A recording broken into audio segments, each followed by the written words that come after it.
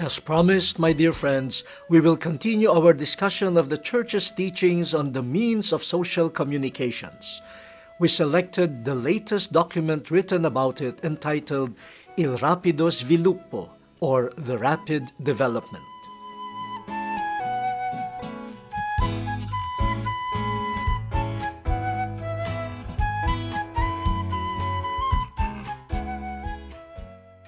Il Rapido Sviluppo is an apostolic letter written by Pope St. John Paul II in commemoration of the 40th anniversary of Inter Mirifica, the document of Vatican II we discussed last week. For its interesting and new insights on the Church's openness to social communications and even to the Internet, this document was once dubbed as the most authoritative papal statement on the Church and communications by Russell Shaw of the America magazine. Let us see what it offers to us. In reference to Pope Paul VI's immortal words that the Church would feel guilty before the Lord if she did not utilize this powerful means in evangelizing people, Pope John Paul II underlines that the Church is not only called to utilize social communication, but also to integrate the message of salvation into the new culture that these powerful means of communication create and amplify. The use and, in effect, the adaptation of the contemporary techniques and technologies is important for our age.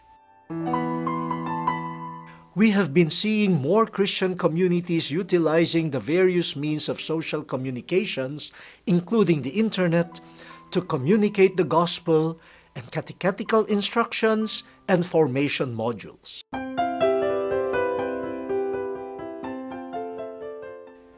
For Pope John Paul II, these media are precious aids in the spread of the good news, Christian values, and the message of peace.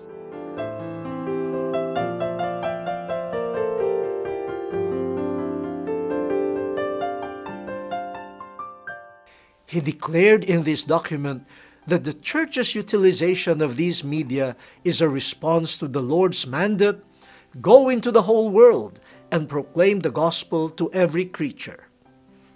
I could not agree more. And we are not only speaking of television, radio, film, and the press here, my dear friends. There is also the Internet that nowadays is accessible to all. Have you been following Pope Francis on Twitter? Which blogs do you regularly read? Have you already subscribed on our YouTube channel?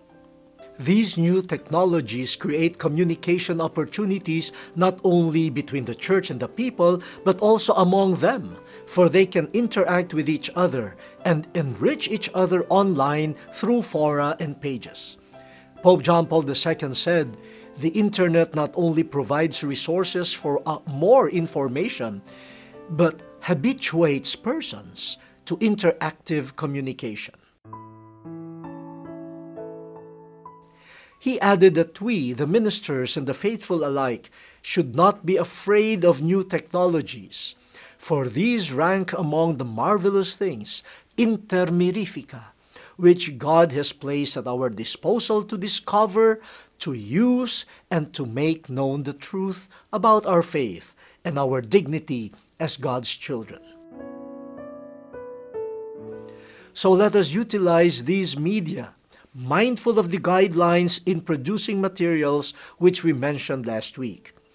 Pope John Paul II invites us, especially the youth, communicate the message of Christ's hope, grace, and love, keeping it always alive in our day and age.